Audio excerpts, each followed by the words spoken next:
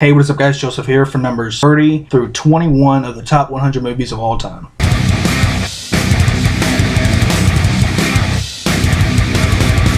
Number 30 is To Kill a Mockingbird. Atticus Finch, played by Gregory Peck, is a lawyer who is hired to a case of an African-American male who is accused of raping a white woman during like 1930s time period. So it's racial tension. And while that case is going on, Atticus Finch's son and daughter, Jim and Scout, hear stories about this Arthur Boo Radley. And they begin to become intrigued and try to figure out who Boo Radley is. Great performances all around the board. Definitely check it out. Number 29 The Matrix. Keanu Reeves stars as Neo, who is a computer hacker who gets sent into the Matrix and gets chosen by Morpheus, played by Lawrence Fishburne, who becomes Neo's mentor. Neo falls in love with Trinity, played by Carrie-Anne Moss. Was also in Memento that I talked about yesterday. I forgot to talk about her because she is one of the most underrated actresses. The main villain, played by Hugo Weaving, Agent Smith. Definitely give this a watch and stick to the end, because you may be thinking of it like I did at the beginning, and you might come around by the end of it. Number 28 The Lord of the Rings, Fellowship of the Ring. The beginning of one of the greatest movie trilogies of all time. Great battle sequences, great acting, great effects. To make a movie that's nearly 3 hours long, and I know that probably cut some of y'all out right now, but the 3 hours went by fast. It didn't seem like 3 hours. Number 27 is a movie that I really wanted to hate it because of how loved Christopher Nolan is. My number 27 is The Prestige. Before I watched The Prestige, the only movies that I had seen of Christopher Nolan was Memento, the Dark Knight trilogy.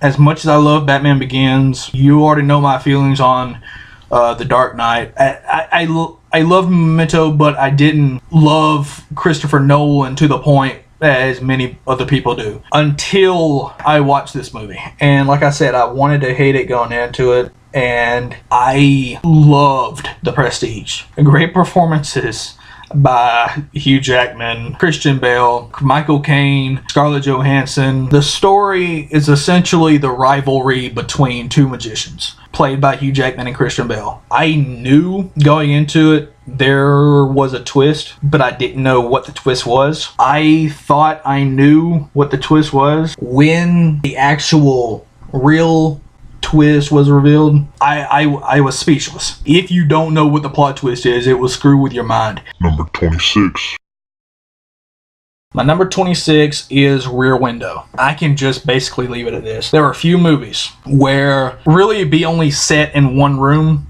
from beginning to end and still hold my attention. The camera does not leave James Stewart's room. James Stewart plays, I think he's some kind of like journalist or something. He's confined to a wheelchair, and he suspects that one of his neighbors is a murderer. If any of you have seen Disturbia, the Shia LaBeouf, where he's under house arrest and he suspects that his neighbor is a murderer, that is essentially a remake of Rear Window. Rear Window is the better of the two. I still like Disturbia, but comparing the two, Rear Window, hands down, is better. Number 25 My number 25 is The Shining. I love The Shining. I don't care if The Shining is accurate to the book. I don't care. Jack Nicholson plays an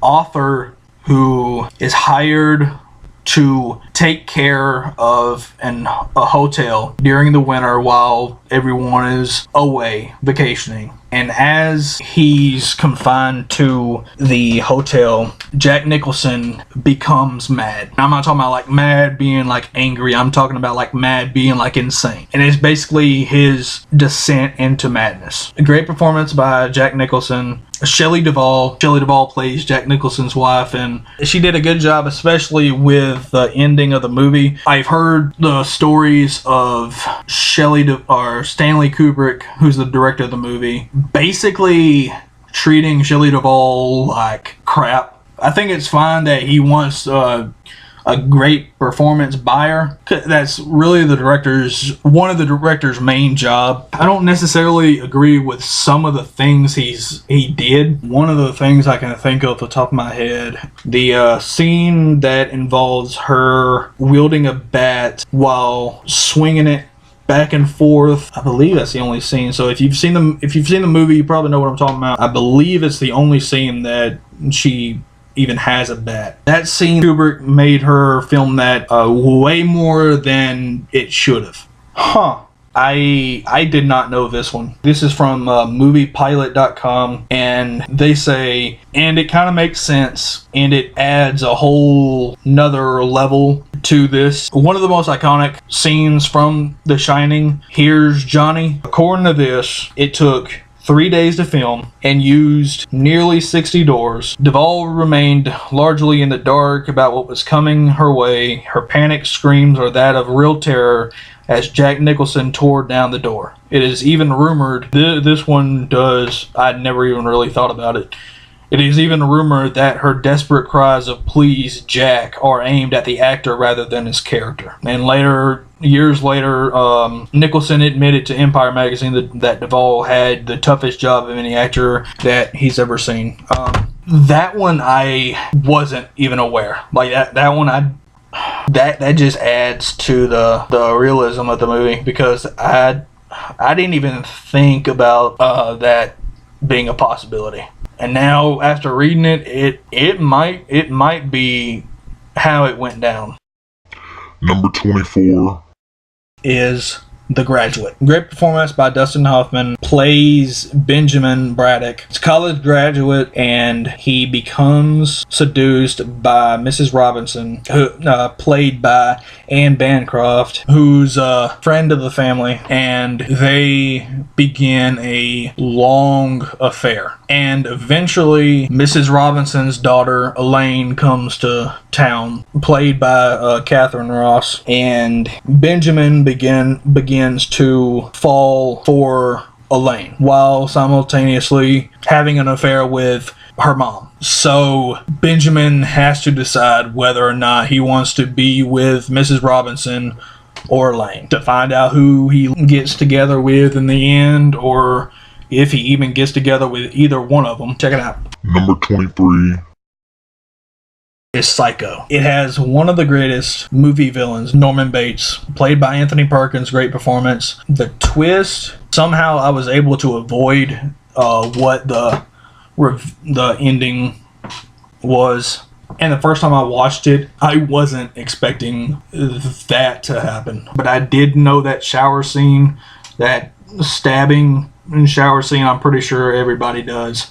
Even if you haven't seen the movie, I'm pretty sure you know that shower scene with that music and everything else. Psycho, if you haven't already, check it out. If you somehow haven't been spoiled by either the show or the internet, that twist still holds up. Number 22 My number 22 is Lord of the Rings: The Two Towers. The Battle of Helm's Deep. Enough said.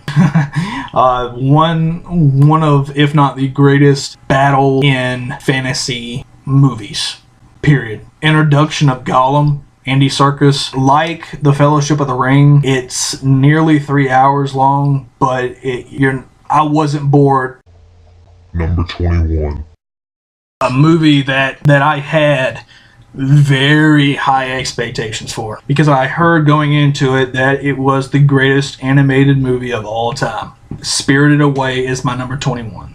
For years, always thought that Lion King was the greatest animated movie of all time. And part of me still wants to believe that, because Lion King I did grow up with. That was the king of animated movies, pun intended. In terms of like strictly animated movies, Lion King and Spirited Away will go back and forth from here on out, unless something changes with like a new movie coming out or something. As of right now, I can't. I'll go back and forth between Spirited Away and Lion King as far as animated movies go. The introduction, the first like 5 minutes, I was beginning to wonder why people keep saying that this is one of the greatest animated, not only animated movies of all time, but one of the greatest movies of all time. And then a certain event happens within like 20 minutes of the movie. I began to come around to Spirited Away. I really don't want to spoil anything, because I didn't know going in, and I was surprised tremendously. So I don't really want to say anything much about the story. I loved Spirited Away. I highly recommend it. Alright, that's it for this video. Be sure to hit that like button, it really helps me out. If you're new to the channel, be sure to hit that subscribe button, and be sure to come back tomorrow for numbers 20 through 11. As always, like me on Facebook, Match97, follow me on Twitch, Match97, links in the description below.